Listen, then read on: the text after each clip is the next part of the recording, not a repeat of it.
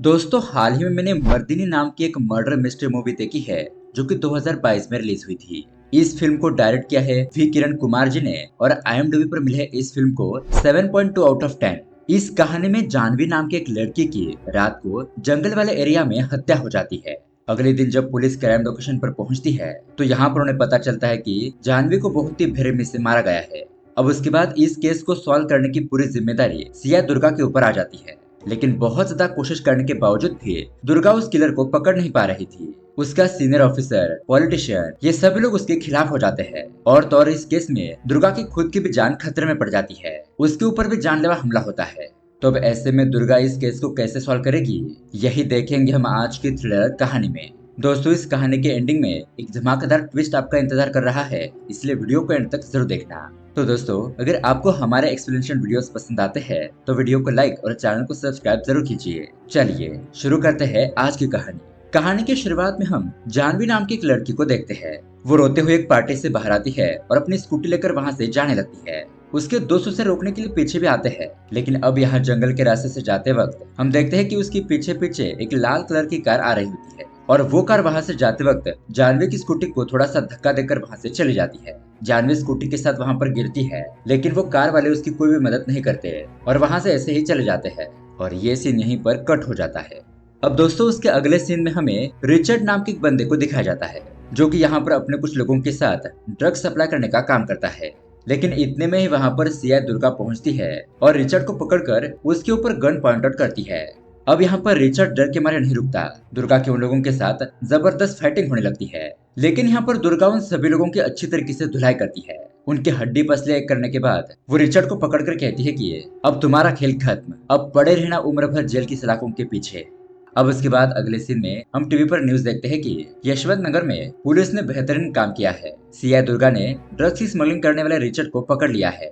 Police काफी समय से उसे ढूंढ रही थी और उसके ऊपर 20 केसेस दर्ज थे, लेकिन फाइनली वो पकड़ा गया। अब यहाँ पर दुर्गा अपने सीनियर पुलिस ऑफिसर से मिलने के लिए आती है। तो यहाँ पर उसका सीनियर उसकी तारीफ करता है और कहता है कि दुर्गा, तुम्हारे जैसे होनहार पुलिस ऑफिसर की हमें जरूरत है, वेल डन। दुर्गा कहती है कि थैंक यू सर, मैंने बस अपना फर्ज निभाया। अब उसके बाद सीनियर ऑफिसर उसे एक इम्पोर्टेंट बात बताते हैं कि कुछ महीनों बाद इलेक्शन शुरू हो जाएंगे और तुम्हारा बेहतरीन काम देखकर मिनिस्टर तुमसे खुश है, इसलिए उन्होंने तुम्हें अपने शहर बुलाया है। अब यहाँ से तुम्हारा ट्रांसफर वहाँ पर किया जाएगा। वहाँ पर जाकर तुम्हें पब्लिक को अच्छी तरीके से संभालना है और ये भी सुनिश्चित करना है कि इलेक्शन होने तक सब कुछ मामला शांत रहे। दुर्गा कहती है कि ठीक है सर, सरकार ने मुझ पर इतना भरोसा किया है तो मैं अपना काम 100% पूरा करूंगी। अब उसके अगले दिन हम देखते हैं कि दुर्गा अपने मार कुत्ते के साथ उसका जहाँ पर ट्रांसफर हुआ था चिकमंगलुरु वहाँ पर पहुँच जाती है। यहाँ पर हेड कांस्टेबल उसका वेलकम करता है और रहने के लिए उसे घर भी दिया जाता है। अब यहाँ पर हम उसके घर में काम करने वाले एक मेड को भी देखते हैं जिसका नाम होता है रानी और वो कुत्तों से बहुत ज्यादा घबराती है। खैर अब उसके अगले दिन सुबह सुबह घने जंगल के अंदर एक महिला लकड़ियाँ लेकर जा रही होती है। तभी अचानक वो अपने सामने एक आदमी को देखती है और चिल्लाकर वहीं पर बेहोश होकर गिर जाती है। यहाँ इस तरफ हम दुर्गा को देखते हैं जो कि नाश्ता कर रही थी। तभी उसे एक इमरजेंसी कॉल आता है और वो तुरंत ही क्राइम लोकेशन पर पहुंचती है। अब यहाँ पर उसकी मुलाकात होती है ऑफिसर सूरज से। दुर्गा उससे पूछती है कि बताओ सूरज, व्हाट इज द सिनेरियो। यहाँ पर इंस्पेक्टर सूरज उसे बताता है 20 से 25 एज की एक लड़की की डेड बॉडी पाई गई है। लगता है उसका बेरहमी से मर्डर किया है और 2 दिन पहले थाने में किसी ने लड़की की एक मिसिंग कंप्लेंट लिखवाई थी। उन लोगों को हमने इन्फॉर्म कर दिया है, देखते हैं शायद वो लोग यहाँ पर आकर इस लड़की को पहचान ले। फिर दुर्गा पूछती है कि बताओ सबसे पहले इस बॉडी को किसने लिखा था। सूरज बताता है कि सुबह सुबह एक महिला यहाँ पर लकड़ियाँ ले जा रही थी और तभी वो यहाँ रास्ते में बेहोश हो गई। उसे ढूंढते ढूंढते उसका पति यहाँ पर आ गया और उसने हमें कॉल किया था। अब उसके बाद दुर्गा लड़की की बॉडी के पास जाती है और उस लाश को अच्छी तरीके से ऑब्जर्व करती है। फिर वो इंस्पेक्टर सूरज से कहती है कि हाँ, ये पक्का मर्डर ही है। वो जो भी खूनी है वो उस लड़की का बहुत बड़ा दुश्मन है। फिर दुर्गा उस महिला के पास जाकर पूछती है तो उसका पति बताता है कि मैडम, हम दोनों ही यहाँ पर लकड़ियाँ लेने के लिए आते थे, लेकिन मेरी पत्नी आज अकेले ही आई थी। जब मैंने देखा कि बहुत देर हो गई है और वो घर पर वापस नहीं लौटी तो मैं यहाँ पर देखने के लिए आ गया और यह रास्ते में मुझे बेहोश हालत में पड़ी मिली। उसने यहाँ पर इस गांव में रहने वाले एक पागल आदमी को देखा था। उसे और उस लाश को देखकर ये घबरा कर यहाँ पर बेहोश हो गई। अब इतने में ही वहाँ पर मिसिंग कंप्लेंट लिखवाने वाला एक कपल आता है और ये लोग उस डेड बॉडी को देखकर जानवी जानवी कहकर चिल्लाते हुए रोने लगते हैं। अब दुर्गा उन्हें संभालती है तो तभी कांस्टेबल बताता है कि मैडम, एसपी साहब आए हैं। तो दुर्गा उनसे मिलने के लिए जाती है। अब यहाँ पर वो अपने सीनियर को इस केस के डिटेल्स के बारे में बताती है कि सर जो भी खूनी है उसने लड़की को बहुत ही गुस्से में आकर मार डाला, लेकिन वो कितना ही होशियार क्यों ना हो, मैं उसे जल्द पकड़ कर उसकी सारी होशियारी निकाल दूंगी। अब दोस्तों वहाँ पर मीडिया वाले भी आ चुके थे, तो वो लोग पुलिस से इस केस की अपडेट के बारे में पूछते हैं। एक रिपोर्टर दुर्गा से कहता है कि मैडम, ऐसे केसेस पिछले कुछ सालों में हमारे यहाँ पर बहुत ज्यादा बढ़ चुके हैं, इसलिए पुलिस को ईमानदार होकर काम करने की जरूरत है। लेकिन कुछ पुलिस तो रिश्वत लेकर चुपचाप बैठे रहते हैं। दुर्गा कहती है कि नहीं, ऐसी कोई बात नहीं है, इस केस की इन्वेस्टिगेशन चल रही है और अगर कुछ भी पता चलता है तो हम आपको बता देंगे। और ऐसे केसेस को सुलझाने के लिए हिम्मत के साथ साथ दिमाग का भी इस्तेमाल करना पड़ता है, और ये दोनों ही चीजें मेरे पास है, इसलिए आप लोग थोड़ा पेशेंस रखिए और पुलिस के साथ कोऑपरेट कीजिए। लेकिन फिर भी वो रिपोर्टर कहता है कि देखिए मैडम, अब कुछ ही दिनों के बाद इलेक्शन आने वाला है, जिसके चलते इस केस को दबा दिया जाएगा। दुर्गा कहती है कि हम हमारा काम पूरी ईमानदारी के साथ करेंगे, आप चिंता मत कीजिए। अब उसके बाद यहाँ से जानवी की डेड बॉडी को ले जाया जाता है और दुर्गा ठान लेती है कि वो किसी भी हालत में इस किलर को पकड़कर सजा जरूर दिलवाएंगी। अब उसके बाद रात को दुर्गा अपने घर पर होती है और तभी यहाँ पर उसे सूरज का कॉल आता है। वो उसे बताता है कि मैडम, हमने इस केस के रिलेटेड संतोष नाम के एक बंदे को अरेस्ट कर लिया है। दुर्गा कहती है कि ठीक है, मैं कल सुबह आकर उससे बात करूंगी। अब उसके अगले दिन दुर्गा जब पुलिस स्टेशन पहुंचती है तो वहां पर पहले से मीडिया आ चुकी थी। मीडिया उससे पूछती है कि बताइए मैडम, आपको ये केस क्लोज करने की जल्दी है क्या, जो आपने गांव में घूम रहे पागल आदमी को पकड़ लिया है। दुर्गा कहती है कि आप लोग ये कैसी बातें कर रहे हो, देखिए पुलिस किसी को भी शक के आधार पर अरेस्ट कर सकती है और उससे पूछताछ करने के बाद ही सच क्या है वो पता चलेगा, इसलिए आप थोड़ा सा धीरज रखिए, सारी बातें सामने आ जाएगी। आप ऐसे ही पुलिस के ऊपर आरोप नहीं लगा सकते। ऐसा कहकर दुर्गा पुलिस स्टेशन के अंदर जाती है। वो सूरज से पूछती है कि ये क्या चल रहा है, बताओ ये संतोष कौन है। इंस्पेक्टर सूरज बताता है कि मैडम, ये इस गांव में एक लड़की से बहुत ज्यादा प्यार करता था, लेकिन उस लड़की के एक्सीडेंट की वजह से मौत हो गई और तभी से ये पागल हो गया। और उस लकड़ियां ले जाने वाली महिला ने जंगल में इसी पागल संतोष को देखा था, इसलिए हमें लगा कि इसी संतोष ने उस जानवी को मारा होगा, इसलिए हमने उसे अरेस्ट कर लिया। अब दुर्गा संतोष को देखकर कहती है कि अरे तुम लोगों को इसे इतना मारने की क्या जरूरत थी, देखो ये कितना घबराया हुआ है, पहले इसका ट्रीटमेंट करो, फिर बाद में इससे पूछताछ करना। फिर उसके बाद दुर्गा अपनी टीम के साथ जानवी के घर पहुंचती है, उसके पेरेंट्स के साथ पूछताछ करने के लिए। दुर्गा कहती है कि देखिए मैडम, मैं आपकी जानवी को तो वापस नहीं ला सकती, लेकिन मैं वादा करती हूँ जानवी के कातिल को पकड़कर उसे सजा जरूर दिलवाऊंगी। इसलिए आप मुझे बताइए, जानवी घर से बाहर जाते वक्त आपको क्या कहकर गई थी। उसकी माँ बताती है कि जानवी के फ्रेंड जोसेफ के घर पर एक पार्टी थी और वो अपने सारे दोस्तों के साथ वहीं पर गई थी और वहीं से लौटते वक्त रास्ते में एक घटना हो गई। अब उसके बाद दुर्गा जानवी के कमरे के अंदर जाकर छानबीन करती है। वहाँ पर उसे एक डायरी मिलती है जिसके अंदर श्रद्धा और जेम्स ये दो नाम लिखे हुए थे। अब उसके बाद दुर्गा वहाँ से सीधा जिस लड़के के घर पर पार्टी थी उस जोसेफ के घर पर पूछताछ करने के लिए पहुँचती है। जोसेफ के पेरेंट्स बताते हैं कि मेरा बेटा हायर स्टडी करने के लिए अब्रॉड जाने वाला था और इसीलिए उसने इसी खुशी में पार्टी रखी थी। अब उसके बाद यहाँ पर जोसेफ को बुलाया जाता है और दुर्गा उसे अकेले में ले जाकर कुछ सवाल जवाब पूछती है कि सच सच बताओ, आखिरकार उस रात क्या हुआ था। अब सीन थोड़ा सा फ्लैशबैक में जाता है, जहाँ पर हम देखते हैं कि रात को हो रही पार्टी में सभी दोस्त बहुत ज्यादा एंजॉय कर रहे होते हैं। अब यहाँ पर सभी दोस्तों ने अपने अपने फोन चार्जिंग पर लगा कर रखे थे, लेकिन उनमें से जानवी का फोन बार बार रिंग हो रहा था और तभी जोसेफ की उसके ऊपर नजर पड़ी। जोसेफ वो फोन चार्जिंग से निकालता है और तभी उसे कोई आवाज देता है। वो वहाँ पर देखने के लिए जाता है और तभी वहाँ पर उसे उसके दोस्त शराब पीते हुए दिखाई देते हैं। अब यहाँ पर सभी लोग एंजॉय कर रहे थे तो तभी वो उनका वीडियो निकालता है और अपने व्हाट्सएप ग्रुप पर सेंड करता है कि ये देखो हमारे शराबी दोस्त। तब उस वक्त जोसेफ के पास उसका अपना फोन नहीं था, उसके हाथ में जानवी का फोन था, तो उसने ये वीडियो जानवी के फोन से शूट किया और जानवी के ही अकाउंट से व्हाट्सएप पर भेज दिया। अब उस वीडियो के अंदर राहुल होता है और राहुल यही वीडियो अपने व्हाट्सएप ग्रुप पर देखता है कि उनकी शराब पीने वाली वीडियो जानवी के मोबाइल से सेंड हुई है। तो ये देखकर राहुल को जानवी के ऊपर बहुत ज्यादा गुस्सा आ जाता है। अब उसके बाद ये सभी लोग मिलकर यहाँ पर ट्रूथ और डेयर का खेल खेलने लगते हैं, जिसमें से पहले किसी को लड़की बनकर डांस करना पड़ता है तो किसी लड़की को अपना मेकअप हटाना पड़ता है। अब उसके बाद बारी आती है जानवी की, तो वो कहती है डेयर, तो राहुल उसके पास आकर उसे जोरदार 2 थप्पड़ लगाता है और ये देखकर सभी दोस्त हैरान हो जाते हैं। अब जानवी को तो कुछ पता ही नहीं था कि उसने उसे थप्पड़ क्यों मारे है और इसीलिए दोस्तों वो दुखी होकर इस पार्टी से अपने स्कूटी लेकर चली जाती है और यही सीन हमने मूवी के स्टार्टिंग में देखा था। जोसेफ बताता है कि उसके बाद सभी दोस्त अपने अपने घर पर चले गए और बाद में क्या हुआ ये मुझे कुछ नहीं पता।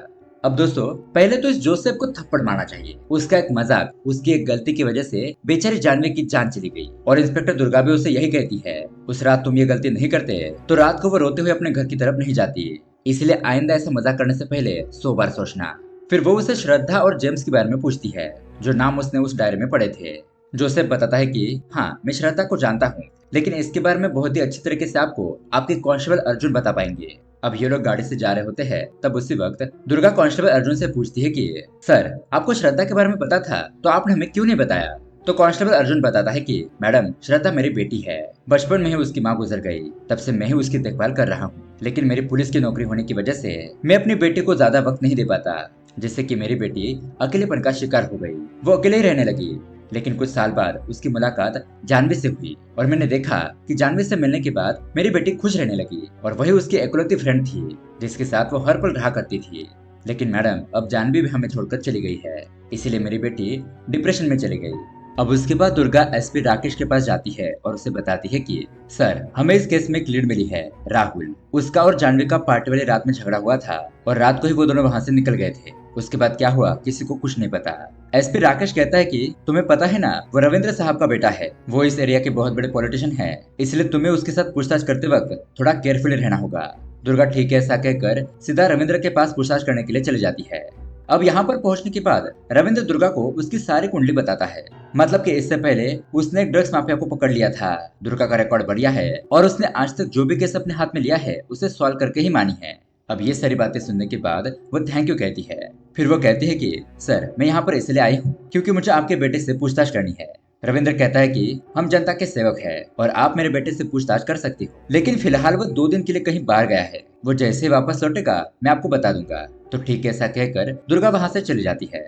अब उसके अगले दिन इन्वेस्टिगेशन जर्नलिस्ट हर्ष पुलिस स्टेशन में आकर दुर्गा से कहता है कि मैडम, आपका हमारे एरिया में ट्रांसफर हुआ था, ये सोचकर हम लोग बहुत ज्यादा खुश थे कि आप इस केस को सॉल्व कर देगी, लेकिन अभी तक आपको एक भी लीड नहीं मिली है। तो ऐसे में आप इस केस को कैसे सॉल्व करेगी? लगता है आप बाकी पुलिस ऑफिसर की तरह ही काम करती है। वो पागल लड़का संतोष मर्डर नहीं कर सकता, ये बात तो पूरे गांव को पता है, लेकिन आप लोगों ने तो उसे पकड़कर सारे सबूत उसके खिलाफ कर दिए। दुर्गा कहती है कि इन्वेस्टिगेशन कैसे करनी है ये मुझे तुमसे सीखने की जरूरत नहीं है और उस संतोष का फैसला कोर्ट करेगी। हम जैसे जैसे करके खूनी को पकड़ लेंगे, तुम जाओ यहाँ से। हर्ष कहता है कि हाँ, मैं जा रहा हूँ, मुझे भी एक सुराग मिला है, आपसे पहले ही मैं इस केस को सॉल्व कर दूंगा। ऐसा कहकर वो वहाँ से चला जाता है। तभी वहाँ पर ऑफिसर सूरज आता है और कहता है कि मैडम, ये इतने गुस्से से क्यों चला गया?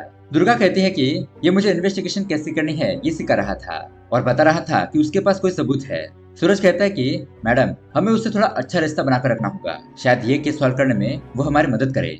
अब उसके बाद ये दोनों फिर से क्राइम लोकेशन पर छानबीन करने के लिए जाते हैं। तभी दुर्गा को वहाँ पर एक टूटा हुआ मटका दिखाई देता है। उसके बाद यहाँ पर क्राइम सीन को देखकर उन्हें अंदाजा लग जाता है कि ये जो कोई भी खूनी है वो लेफ्ट हैंडेड है। जिस तरह से जानवी का गला कटा गया था उस निशान को देखकर ये लोग अंदाजा लगाते हैं। अब उसके बाद रविंद्र दुर्गा को कॉल करके कहता है कि मैडम, मेरा बेटा राहुल वापस आ गया है, कल सुबह ठीक 8 बजे वो आपको गाँव के बाहर मिलेगा और आप इस बात का ध्यान रखना कि ये बात मीडिया को पता नहीं चलनी चाहिए। वैसे ही वो लोग बेवजह ही हमारा नाम बदनाम करने में लगे रहते हैं। तो दुर्गा ठीक ऐसा कहती है और अगले दिन राहुल से मिलने के लिए चली जाती है। अब यहाँ पर राहुल दुर्गा से सॉरी कहता है क्योंकि उसकी मिसअंडरस्टैंडिंग की वजह से उसने जानवी को थप्पड़ मारा और वो पार्टी से नाराज होकर चली गई और उसके बाद ये घटना हुई थी। दुर्गा कहती है कि देखा, तुम्हारे एक गलती की वजह से ये सब कुछ हुआ, अब मुझे डिटेल में बताओ कि उस रात क्या हुआ था। राहुल बताता है कि जानवी अपनी स्कूटी लेकर जा रही थी और मैं भी अपने दोस्त के साथ अपने घर पर जा रहा था। तभी टर्न लेते वक्त हमारी कार जानवी की स्कूटी से लगी, जिसकी वजह से वो अपनी स्कूटी के साथ नीचे गिर गई थी। मैं उसकी मदद करने के लिए जाने वाला था, लेकिन तभी उसके पीछे से एक रेड कलर की कार आ रही थी। मैंने दोस्त ने कहा कि हमने पहले ही पी रखी है, अगर हम लोग जानवी की मदद करने के लिए जाएंगे तो लोग कुछ और ही समझ बैठेंगे और हमें ही गलत ठहरा कर कहीं अरेस्ट ना कर ले, इसलिए चलो यहाँ से। और यही सोचकर हम वहाँ से चले गए थे। उसके बाद क्या हुआ ये मुझे नहीं पता। अब दुर्गा ठीक है ऐसा कहकर उसे एक पेपर पर सिग्नेचर करने के लिए कहती है और यहाँ पर वो एक बात नोटिस करती है कि राहुल तो लेफ्ट हैंड से साइन कर रहा है और उन्हें शक था कि खूनी लेफ्ट हैंडेड हो सकता है, लेकिन फिलहाल दुर्गा के पास कोई भी पक्का सबूत न होने की वजह से वो राहुल को छोड़ देती है। अब उसके आगे दुर्गा और सूरज कांस्टेबल अर्जुन के घर पर खाना खाने के लिए जाते हैं। दुर्गा कहती है कि मैं आपकी बेटी श्रद्धा से मिलकर उससे थोड़ा बात करना चाहती हूँ। कांस्टेबल अर्जुन कहता है कि वो अपने कमरे में है, रो रही है, चलिए मैं आपको ले चलता हूँ। तो यहाँ पर हम देखते हैं कि श्रद्धा दुखी होकर रो रही होती है। अब यहाँ पर दुर्गा उसे समझाती है कि देखो श्रद्धा, मैं समझ सकती हूँ कि एक दोस्त को खोने का दुख क्या होता है, लेकिन अब तुम्हें अपने फ्रेंड जानवी को इंसाफ दिलाने के लिए लड़ना होगा।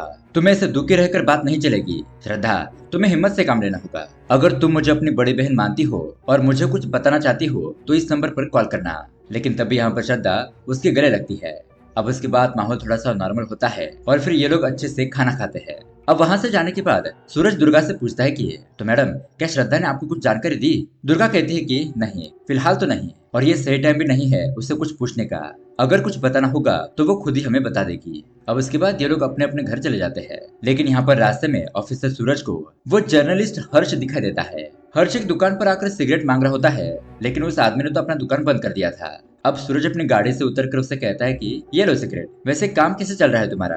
हर्ष कहता है कि पुलिस को हमारे काम में टांग अड़ाने की कोई भी जरूरत नहीं है, तुम तुम्हारा काम करो, हम हमारा करते हैं। सूरज कहता है कि वैसे हमें मिलकर काम करना चाहिए और ऐसे केसेस को सॉल्व करने के लिए दिमाग बहुत ज्यादा दौड़ाना पड़ता है। ये लो मेरा सिगरेट का पैकेट, रख लो, बाद में तुम्हें काम आएगा। अब ऐसा कहकर वो वहां से चला जाता है। लेकिन दोस्तों उसके अगले ही दिन एसपी राकेश दुर्गा को बताता है कि राहुल कहीं मिल नहीं रहा, वो कहीं मिसिंग हो गया है, तुम लोग तुरंत ही उसे ढूंढ लो। अब उसके बाद ये लोग राहुल की कॉल हिस्ट्री निकालकर उसके लोकेशन को ट्रेस करके उसका पता लगाने की कोशिश करते हैं। तभी यहाँ इन लोगों के ऊपर से पॉलिटिक्स का प्रेशर बढ़ने लगता है। अब इस शहर में जो बहुत बड़ा नेता होता है वो कहता है कि एसपी राकेश, तुम इस केस को जल्दी से क्लोज करो, कुछ ही दिनों में इलेक्शन आने वाले हैं, बाकी मैं कुछ नहीं जानता। अब एसपी राकेश दुर्गा को कहता है कि उस जानवी की मर्डर का सारा इल्जाम उस पागल संतोष के ऊपर डालकर उसका एनकाउंटर कर दो, जिससे कि ये केस क्लोज हो जाएगा। दुर्गा कहती है कि नहीं सर, हम ऐसा नहीं कर सकते, अभी तक हमने असली गुनहगार को नहीं पकड़ा है। लेकिन राकेश कहता है कि मैं कुछ नहीं सुनना चाहता, ये मेरा ऑर्डर है। इसलिए अब रात को ये लोग संतोष को एक जगह पर लेकर जाते हैं और उसे छोड़कर यहाँ से भागने के लिए कहते हैं। लेकिन जब वो भाग रहा होता है तब ऑफिसर सूरज उसे गोली मारने ही वाला था कि तभी अचानक वहाँ पर कोई गाड़ी की हेडलाइट फोड़ देता है। चारों तरफ अंधेरा हो जाता है, जिसकी वजह से सूरज गोली नहीं चला पाता और वो पागल संतोष वहाँ से बचकर भाग जाता है। अब उसके अगले दिन एसपी राकेश उन दोनों को डांटता है कि मैंने तुम्हें एक छोटा सा काम दिया था, वो भी तुमसे हो नहीं पाया। दुर्गा कहते हैं कि सर मुझे थोड़ा सा और वक्त दीजिए, मैं खूनी को जरूर पकड़ लूंगी। अब दोस्तों शॉकिंगली इतने में वहाँ पर राहुल आ जाता है। वो बताता है कि मुझे किसी मास्क वाले बंदे ने किडनैप कर लिया था, मैं जैसे तैसे करके वहाँ से भाग आया हूँ, प्लीज सर उस आदमी को पकड़ लीजिए वरना वो मुझे मार देगा। ऐसा कहकर राहुल वहाँ से चला जाता है। अब यहाँ पर ऑफिसर सूरज कहता है कि मैडम, उस पागल संतोष को बचाने के लिए हर्ष बहुत ज्यादा एफर्ट ले रहा था, तो हो सकता है कि हर्ष ने ही संतोष को बचाया हो।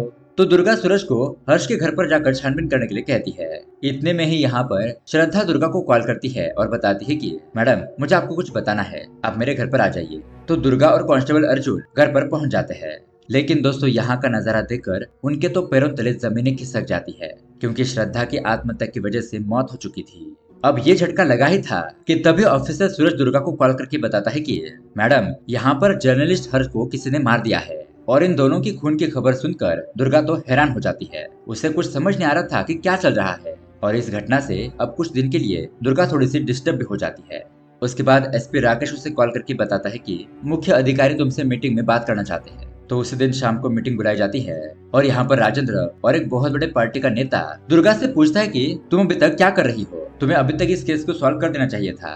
दुर्गा कहती है कि सर, आप जैसा सोच रहे हैं वैसा ये केस नहीं है, वो किलर बहुत ज्यादा शातिर है और जब मैं इन्वेस्टिगेशन करती हूँ तब बीच बीच में आपकी पॉलिटिक्स भी आती है। बीच में आपने हमें उस संतोष को मारने के लिए कहा था ताकि ये केस क्लोज हो जाए। अगर हम उसे मार देते तो उसकी जिम्मेदारी कौन लेता? हमें थोड़ा टाइम दीजिए, हम इस केस को जल्दी सॉल्व करेंगे। लेकिन अब कोई भी पॉलिटिशियन उसकी बात नहीं मानता और कहता है कि अगर तुमसे ये केस सॉल्व नहीं हो रहा तो हमें जल्दी बता दो, हम इस केस को जल्दी से सीबीआई को दे देंगे। इस वजह से अब दुर्गा गुस्सा होकर वहाँ से चली जाती है। फिर वो अपने डॉगी के साथ एक जगह पर खड़ी होकर इसी केस के बारे में सोच रही होती है। लेकिन तभी अचानक एक मास्क पहना हुआ बंदा दुर्गा के ऊपर एकदम से गोलियों से हमला करने लगता है। उसमें से एक गोली दुर्गा के हाथ पर लगती है, जिससे कि वो जख्मी हो जाती है। लेकिन फिर भी दुर्गा हार नहीं मानती, वो उस आदमी के साथ टक्कर की फाइटिंग करती है। अब दुर्गा यहाँ पर अपने आप को बचाने की कोशिश करती है, लेकिन वो आदमी दुर्गा का एक्सीडेंट करके वहाँ से भाग जाता है। तभी उस रास्ते से जा रहा एक लड़का दुर्गा को हॉस्पिटल लेकर जाता है। अब उसके बाद यहाँ पर उसके हाथ से गोली निकाली जाती है और फिर उसका ट्रीटमेंट करवाकर वो लड़का उसे अपने घर पर ले जाता है। दोस्तों इस लड़के का नाम होता है राघव। यहाँ इस तरफ शहर में ये खबर फैलाई जाती है कि सीआई दुर्गा कहीं लापता हो गई है, इसीलिए पुलिस डिपार्टमेंट तुरंत ही उसे ढूंढने में लग जाता है। यहाँ इस तरफ दुर्गा उस लड़के से पूछती है कि तुम कौन हो और मुझे यहाँ पर क्यों लेकर आए हो। वो लड़का बताता है कि मेरा नाम राघव है और मैं जानवी का बॉयफ्रेंड हूँ। अब यहाँ से कहानी फ्लैशबैक में जाती है। यहाँ पर राघव बताता है कि हम दोनों बचपन से एक दूसरे के बहुत अच्छे दोस्त थे। जानवी और मैं एक ही स्कूल में पढ़ा करते थे और ऐसे ही पले बड़े। बाद में हम दोनों में प्यार हो गया और हम दोनों एक दूसरे के साथ बहुत ही हंसी खुशी टाइम स्पेंड करते थे। हमारे साथ श्रद्धा और उसका बॉयफ्रेंड जेम्स भी होते थे। लेकिन जानवी के साथ जिस दिन वो घटना हुई उससे 2 दिन पहले मैं किसी काम से बाहर गया हुआ था। और जब मैं वापस लौटा तब मुझे पता चला कि जानवी अब इस दुनिया में नहीं रही। तो ये बात जानने के बाद मुझे बहुत ज्यादा दुख हुआ और उसके बाद मैंने ठान लिया कि जानवी के साथ ये किसने भी किया है उसे मैं नहीं छोड़ूंगा, उसे मैं पकड़ कर ही रहूंगा। और तब से मैंने पुलिस के ऊपर निगरानी रखना शुरू किया। मैं आपको भी फॉलो कर रहा था और तभी उस रात आपके ऊपर किसी ने हमला किया और इसीलिए मैं आपको बचाते हुए हॉस्पिटल लेकर आ गया। दुर्गा उसे कहती है कि ठीक है, अब मुझे यहाँ से जाना होगा। तो राघव उसे बताता है कि मैडम, आप उस क्राइम लोकेशन पर फिर से एक बार जाकर देखिए और अच्छे से छानबीन कीजिए, आपको जरूर वहाँ पर कुछ न कुछ मिलेगा। तो उसी तरह से दुर्गा अपने डॉगी को लेकर उस क्राइम लोकेशन पर पहुंचती है। अब उस जगह पर एक मटका फूटा था, वहाँ पर सूंघने के बाद उसका डॉगी आगे भागने लगता है। दुर्गा भी उसके पीछे पीछे जाती है और वो डॉगी उसे जंगल के अंदर एक घर के पास लेकर आता है।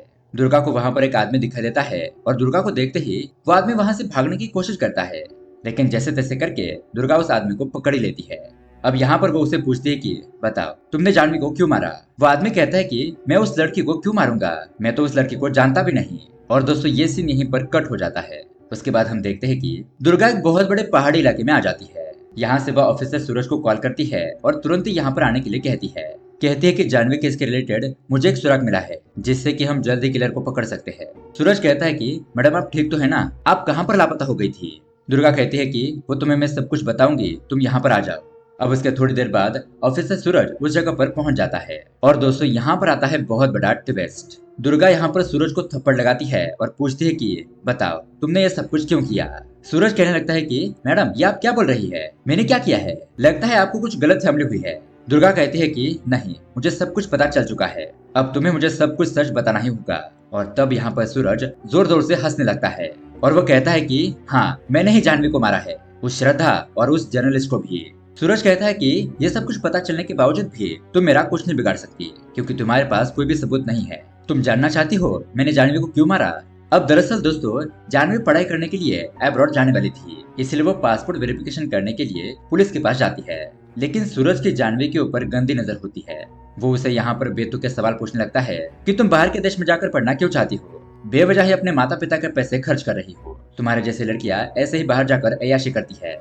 अब ये बात सुनकर जानवी भड़क जाती है और कहती है कि देखिए मिस्टर, ये मेरी जिंदगी है और मुझे कहाँ पढ़ना है और कहाँ नहीं ये आप मुझे मत बताइए, आप बस अपने काम से काम रखिए। और आप जैसा सोच रहे हैं सभी लड़कियां वैसी नहीं होती, कुछ लड़कियां अपने सपने पूरे करने के लिए पढ़ना चाहती है। इस तरह से इन दोनों में बहस हो गई थी। अब उसके बाद एक दिन ऑफिसर सूरज एसपी राकेश से अपने प्रमोशन के बारे में पूछता है कि सर, मैं इतनी ईमानदारी से काम कर रहा हूँ और बाकी लोगों को प्रमोशन मिल गया लेकिन मुझे नहीं, ऐसा क्यों सर? तो एसपी राकेश उसे बताता है कि तुम्हारे खिलाफ बहुत ज्यादा कंप्लेंट आई है, लोगों के साथ कैसे बातचीत करनी है, उन्हें कैसे हैंडल करना है, इसका तुम्हें जरा सा भी आइडिया नहीं है और इसी बदतमीजी की वजह से तुम्हारे किसी ने कंप्लेंट की है, इसलिए तुम्हारा प्रमोशन होल्ड पर रखा गया है। अब उसके बाद ऑफिसर संतोष को ये बात पता चलती है कि उसके खिलाफ कंप्लेंट जानवी नहीं दर्ज की थी और इसीलिए उसे प्रमोशन नहीं मिल सका। अब दोस्तों जिस रात पार्टी थी और जानवी रोते हुए अपने घर की तरफ जा रही थी तो वो अपने स्कूटी के साथ रास्ते पर गिर गई थी। फिर राहुल के वहां से जाने के बाद वहां पीछे से जो कार आ रही थी वो और किसी की नहीं बल्कि सूरज की थी। अब सूरज यहाँ पर जानवी को देखकर भड़क जाता है, वो उसके ऊपर चिल्लाता है कि तुमने मेरे खिलाफ कंप्लेंट करने की हिम्मत कैसे की, अब मैं तुम्हें अच्छी तरीके से मादा चकाता हूँ। ऐसा कहकर वो उसे घसीटते हुए जंगल की तरफ ले जाता है और जंगल के अंदर ले जाकर उसका गला काट कर उसे वहीं पर मार देता है। अब दोस्तों जंगल के अंदर जानवी को जो आदमी मिला था, मतलब कि कुत्ते ने सूंघकर जिस आदमी के घर को ढूंढकर निकाला था, वो आदमी उस रात एक पेड़ के ऊपर बैठकर उस पेड़ से एक दवाई का पानी निकाल रहा था और उसने ये मर्डर होते हुए देख लिया था। और वो आदमी यही बात दुर्गा को बताता है और उस रात वो पागल संतोष भी उस रास्ते से जा रहा था और ये मर्डर करते हुए उसने भी सूरज को देख लिया था, लेकिन वो पागल होने की वजह से पुलिस को कुछ बता नहीं पाया। अब यहाँ पर हम प्रेजेंट में आते हैं और उस पहाड़ी वाले इलाके में राघव और वो पागल आदमी संतोष आ जाता है। दुर्गा यहाँ पर ऑफिसर सूरज को बताती है कि इतना ही नहीं, उस क्राइम लोकेशन पर हमें वहाँ पर तुम्हारे पैंट का बटन गिरा हुआ मिला है जिसके ऊपर तुम्हारा खून भी लगा हुआ है। इन सारे सबूतों को और गवाहों को मिलाने के बाद ये साबित हो जाएगा कि तुमने ही जानवी को मारा है। अब ये बात जानने के बाद सूरज दुर्गा के ऊपर अटैक करने लगता है और यहाँ पर उन दोनों में बहुत ही जबरदस्त फाइटिंग शुरू हो जाती है। दुर्गा के हाथ में गोली लगने की वजह से उसका हाथ दर्द कर रहा होता है, लेकिन इसके बावजूद भी वो सूरज के साथ अच्छी तरीके से फाइटिंग करती है, उसे बुरी तरीके से जख्मी कर देती है। अब सूरज इतने पर ही नहीं मानता, वो दुर्गा को जान से मारने ही वाला था, लेकिन दुर्गा गन से फायरिंग करके सूरज को जान से ही मार डालती है। अब उसके बाद वहाँ पर हम देखते हैं एसपी राकेश अपनी टीम के साथ पहुंच जाता है और उन्हें भी पता चल जाता है कि इस केस के पीछे असली किलर सूरज ही था और इस तरह से जानवी की मर्डर मिस्ट्री सॉल्व हो जाती है।